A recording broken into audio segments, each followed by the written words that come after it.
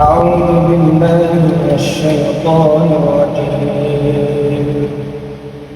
وإذ قال ربك للملائكة إني جاعل في الأرض خليفة قالوا أتجعل فيها من يفسد فيها ويسفك الدماء ونحن نسبح بحمدك ونقدس لك قال إني أعلم ما لا تعلمون. وعلم آدم الأسماء كلها ثم عرضهم على الملائكة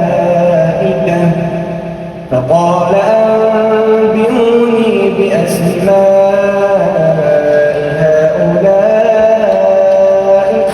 إن كنتم صادقين.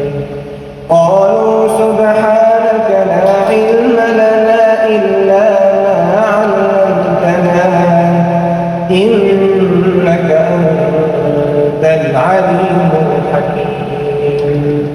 قال يا آدم أنبئهم بأسمائهم